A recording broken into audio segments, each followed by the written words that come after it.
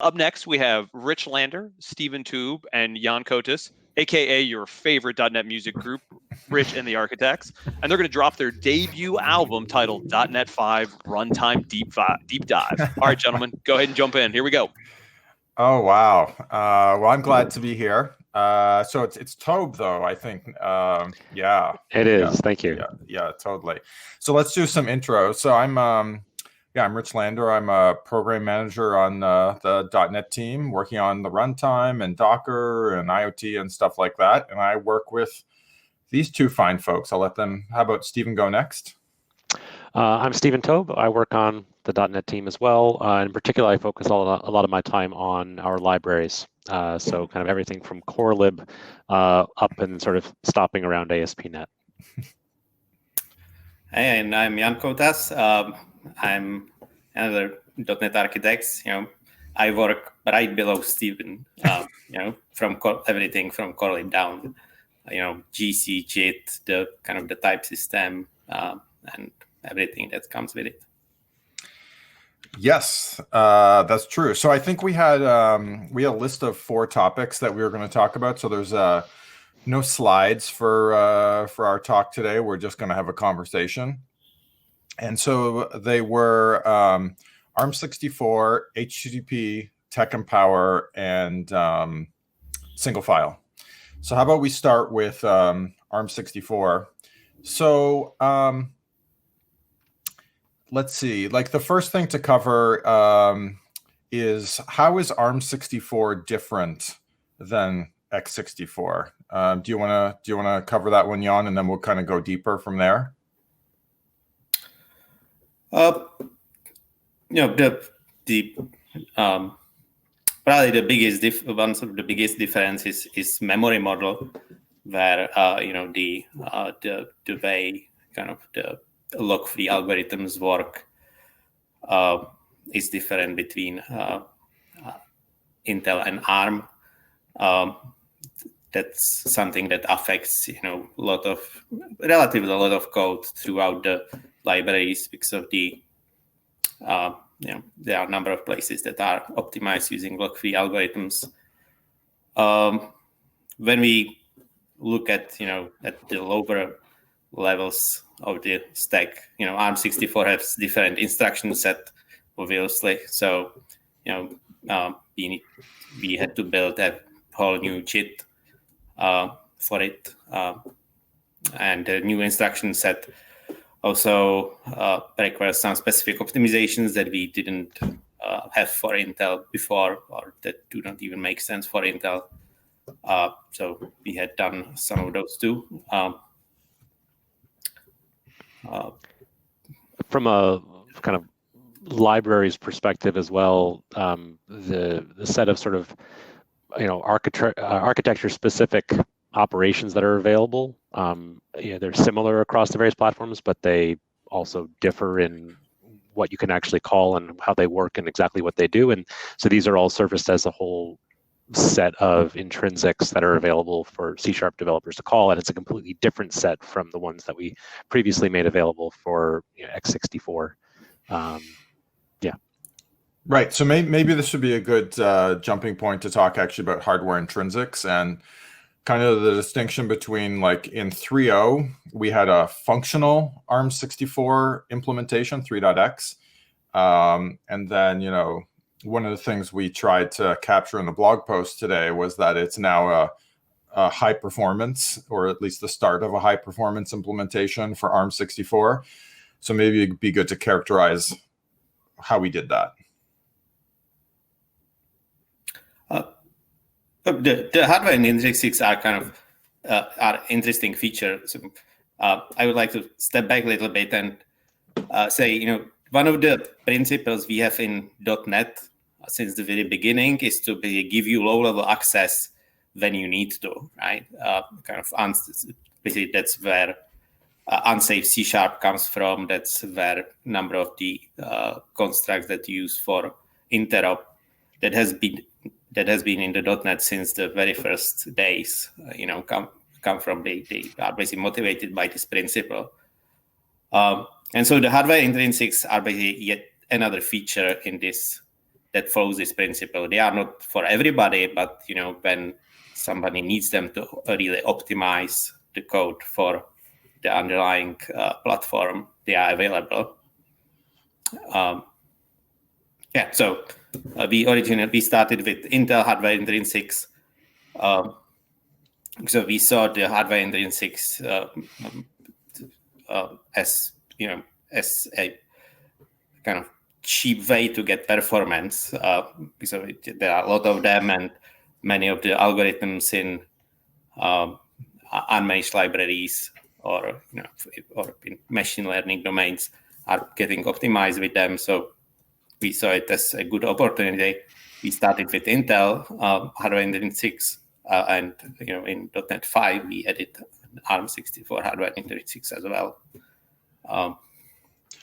Kind of the way I think about hardware intrinsics is there's all these transistors on the chip that are dedicated to these extra instructions that we previously didn't use or didn't use much. And so these hardware intrinsics kind of give us access to another gear, like on a bike or a car. Is that a fair analogy? Yeah, I think that's perfect analogy. And to Jan's point about sort of exposing the kind of the low level that you need to access, there's sort of intermediate steps. So you write your basic for loop and you're not taking advantage of those extra transistors you were talking about. And then you can opt to go a little bit lower down, write a little bit more complicated code and use sort of the vector types that exist, where then the JIT tries to sort of translate from that into whatever intrinsics are available, whatever extension operation sets are available. And then that gets you a certain degree further. And then when you really want to sort of hyper optimize for a particular set of operations that are available, you can then dive even lower and go down to the intrinsics. And so you end up seeing code that looks like, if this set is available, do this code. Else, if that set is available, do that code for the operations that you really want to kind of make scream. And you can see that if you go and look at some of the core code, say in corelib for operations on strings or spans. In some places you'll see vector just being used, and in other places you'll see if AVX2 is supported, else if SSE2 is supported, and complete implementations for each set. Right. So that allows the product to light up on different hardware. So we were talking about SIMD APIs there, which stands for single instruction, multiple data. And so the lowest one that we support is SSE2. We support up to AVX2, and there's 2 other instruction sets in the middle of those 2, at least. Yeah, that's for Intel on ARM. Sorry, you're right. The names are different. Yes. Neon and SVE. Yeah, those are not actually the names. I think we are using in the API surface, but yes, these are some of the names that kind of show up in there. The hardware intrinsics are actually pretty complex subject to master. I have mentioned on some of the PRs that were contributing the implementations that one has to have PhD in hardware intrinsics to be to understand that and to kind of validate that it's actually good implementation. But when it works, it's significant improvement. So how about Apple had a big announcement today. They announced their Mac, their M1 chip for the new Mac machines. And so that is kind of an ARM64 chip underneath the covers, even though Apple isn't branding it that way. Will our implementation just work as is? Meaning, I know there's some specific things we have to do for ARM. Apple Silicon. I'm not talking about those, but just from a basic standpoint, did everything we do in 5.0 lead us into a good place for those M1 chips that were announced today? Yes. Yeah, that's all the work that we have done in 5.0. It will just light up on Apple Silicon. Awesome. That's good to hear. Okay, maybe we should switch topics. Although actually, it looks like we just got some feedback or a question. I think we kind of covered this at the top, but let's just, we can just cover our roles super quickly because someone asked what our job roles are. So I'm a program manager, so I write specs and blog posts, and try and make sure we're building the right thing for customers. I'm a dev or architect, or whatever title you want to throw at it. I spend half my time writing code, in particular focused on our libraries, and half my time sort of overseeing the code that other people write and sort of the direction that we're heading. Yeah, same for me. Another thing I would add is that I spend non-trivial amount of time just writing documents, kind of that are clarifying the direction or where we want to go and so on. You also spend non-trivial amount of time answering my questions. Okay, so the next topic was HTTP. This is a little closer to more Steven's wheelhouse. So I think a couple questions on this. I think people understand what HTTP is. Like, we're actually using HTTP for this stream right now, anytime you're using the browser. And so I think there's really this landscape of, HTTP 1.1 is kind of what a lot of people were using up until very recently, which HTTP 2 coming, and then HTTP 3 is kind of on the horizon. And so what does that mean from a .NET developer standpoint, both from a client standpoint as well as a server-side standpoint? And, will like ASP.NET Core developers be well positioned, to line up with the new browsers that are eventually going to come out for HTTP 3? And then what are we doing from a performance standpoint? So there's a whole bunch of questions there. Sure. Start taking those, Stephen. Yeah, so HTTP 1.1, as you said, is sort of ubiquitous, right? It is the version of HTTP that everyone uses everywhere. Every version of .NET supports HTTP 1.1 or 1.0, whichever. And .NET 5 has a great implementation and has for a long time. And it's almost completely in managed code, implemented in C# on top of sockets. In the last few years, HTTP 2 has emerged as sort of the cool thing for people to utilize with HTTP. And in particular, it shows up in a variety of workloads. It shows up as a great way for browsers to reduce the number of open TCP connections they need to servers. So you kind of reduce your resources that you're using. But then also for protocols like gRPC, it's sort of the bedrock underneath gRPC.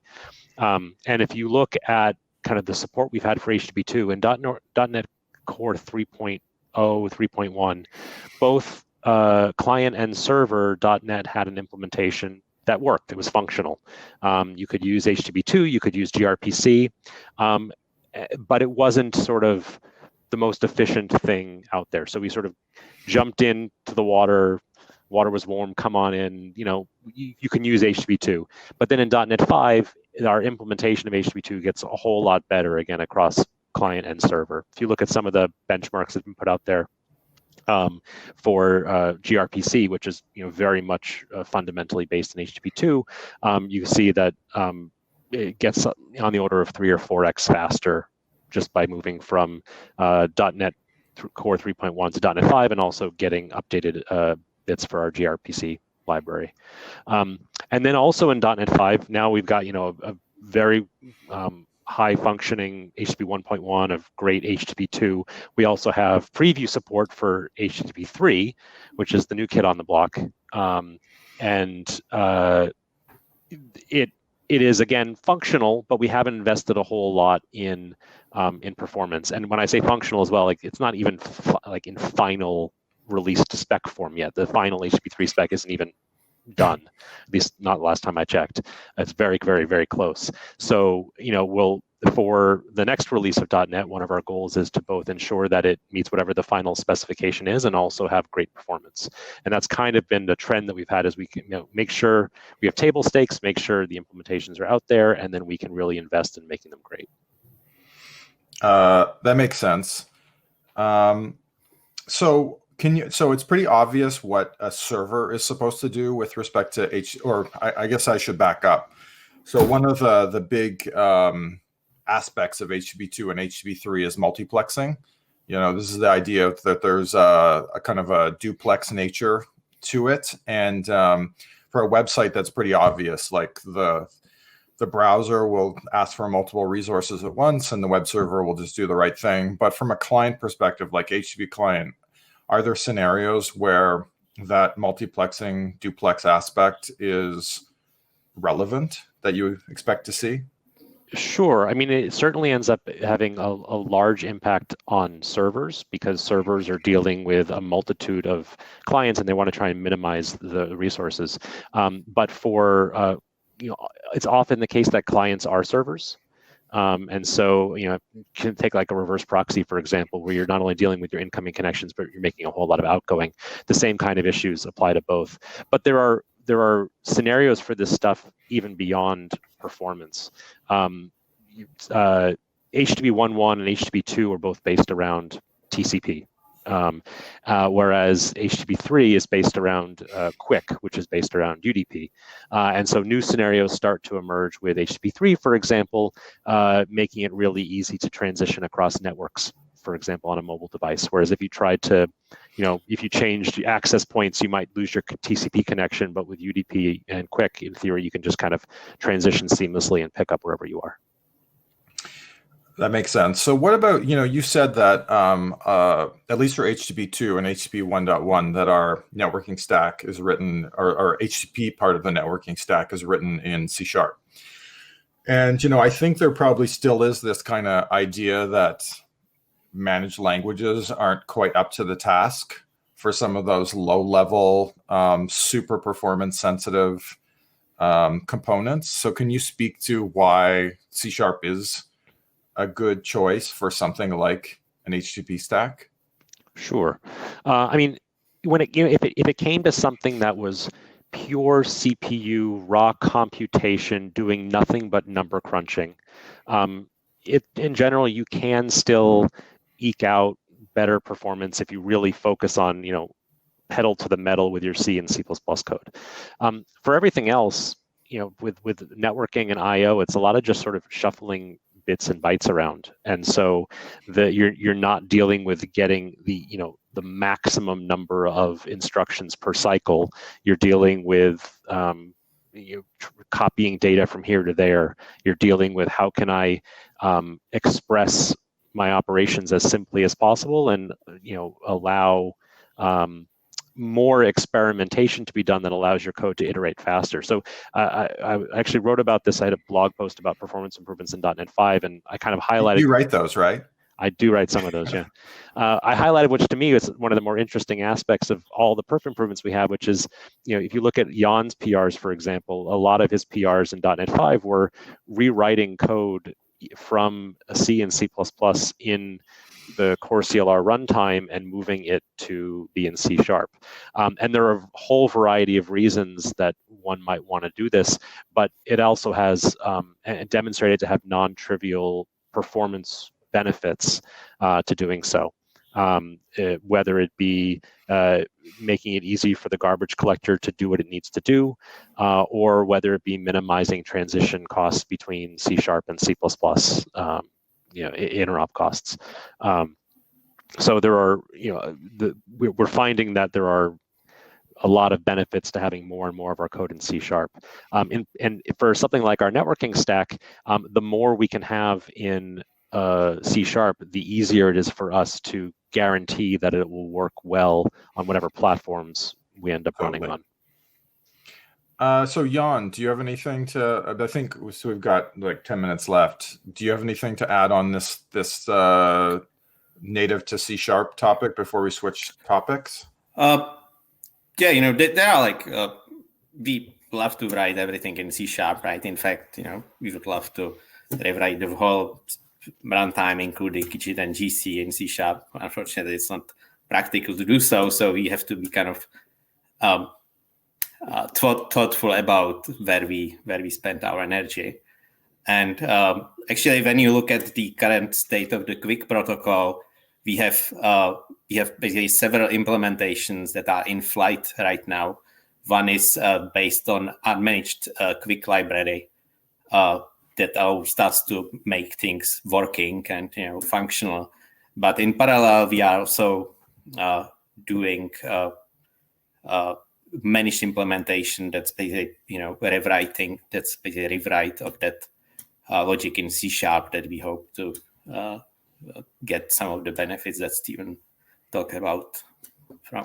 And one additional benefit on that front is anytime we sort of eat our own dog food, anytime we build stuff on top of our own stuff, we end up driving improvements into our own things that the APIs are layered on top of.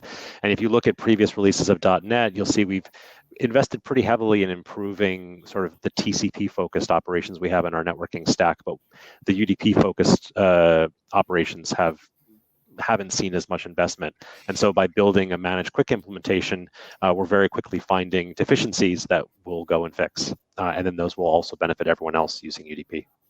Yeah, totally. I think one distinction there is that it's not because we didn't care necessarily before. It's just this is providing us access to information that we literally didn't have. No one complained, and it didn't show up in our own benchmarks until we started using it heavily, and then it showed up in our own benchmarks. Yeah, exactly. So I don't want to spend too much time on this particular topic, but I would like to talk a little bit about Tech Empower. Scott talked about it in the keynote today, and we've been talking about it for many years. And so one of the things that I really noted is Scott said that, the 3-1 rankings were already pretty good, as I think you two both know. But then he said there's double-digit improvements for 5.0, and I think he said there was like a 42% improvement or something like that for plain text, which is hard to believe.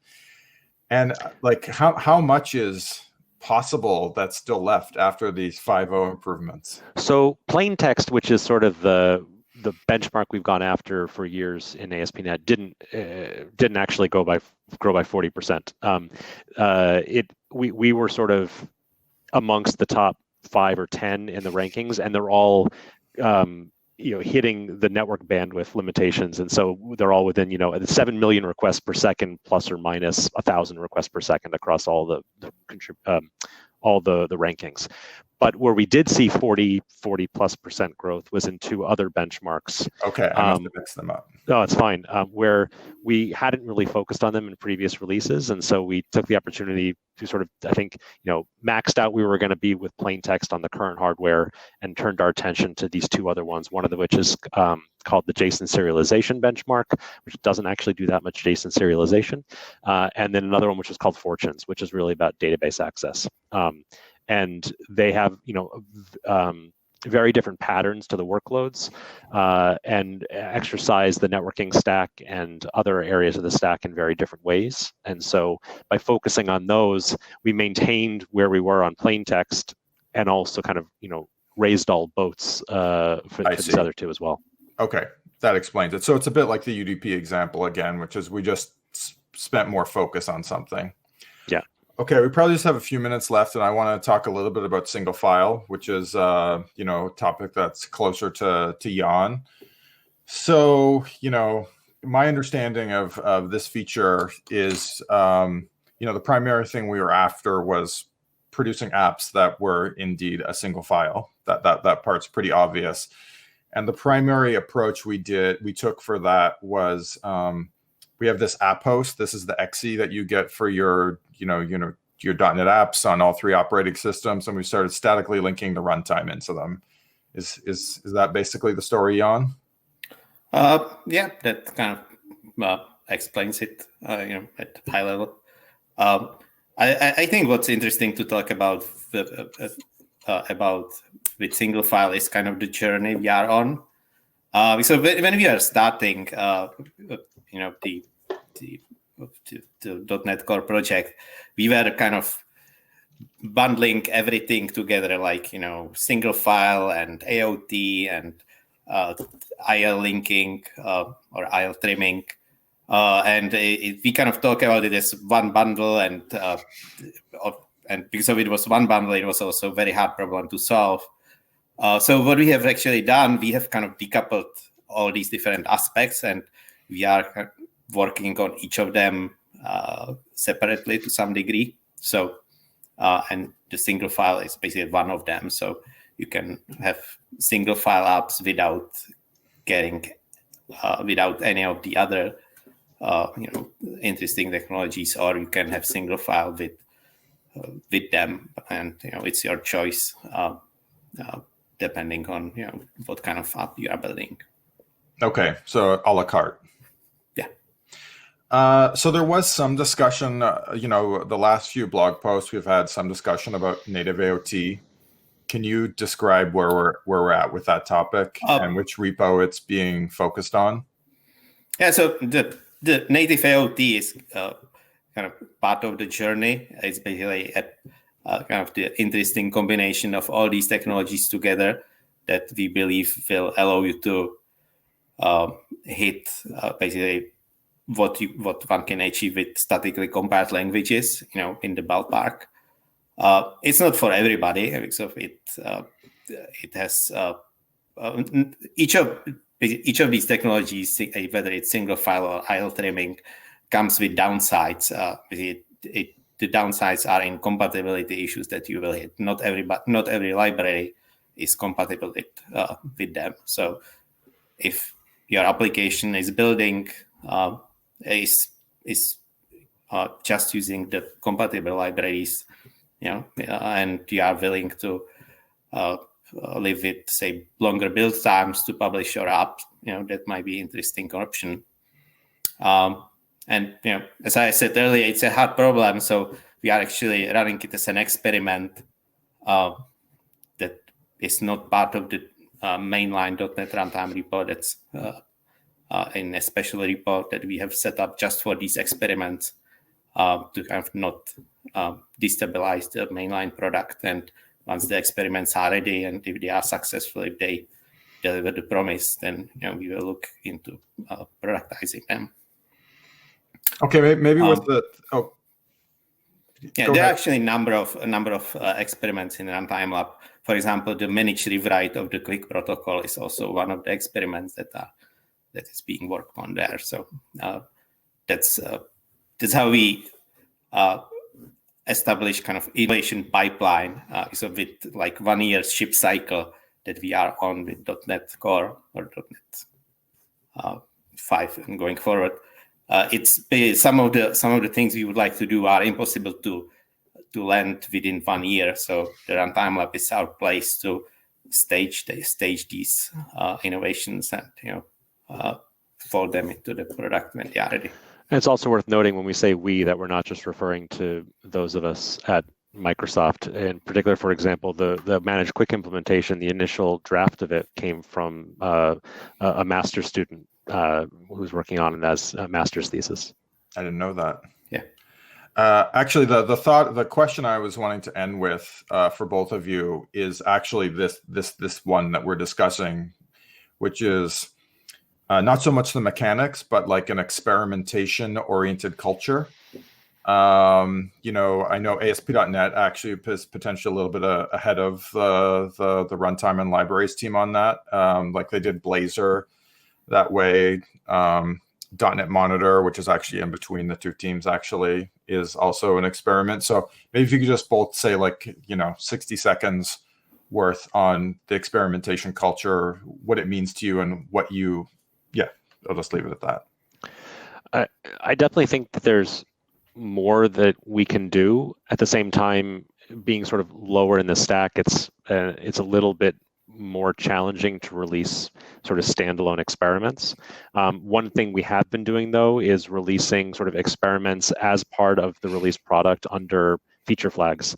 You can turn them on with an environment variable or something like that to experiment, and you can see these as low as the JIT, where various environment variables will turn on experimental features like escape analysis and stack allocation for objects, and then you work your way up the stack and you find experiments with how sockets behave and kind of experimenting with trading off performance and sort of preventing developers from guardrails for developers using the APIs.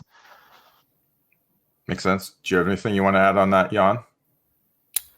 Yeah, I think that having the culture that encourages experiments on all different levels is very important. What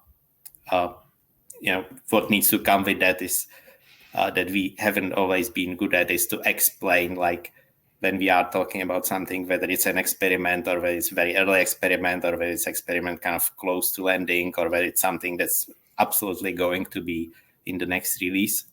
That's something we need to be better at. That's not something we have been always good at explaining. And the Runtime Lab is the new place to run our experiments.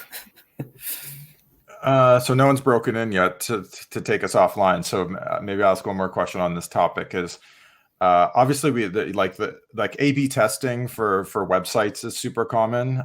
That's not feasible at all in the runtime in any real sense, or the libraries. How do we collect the data to know how the experiment worked, since we don't have a metric type system like A/B testing? Actually, I think. Go ahead, Jan. You can the Runtime Lab is specifically set up to allow that. The Runtime Lab engineering system will produce, the runtime packs that you can use to publish self-contained apps.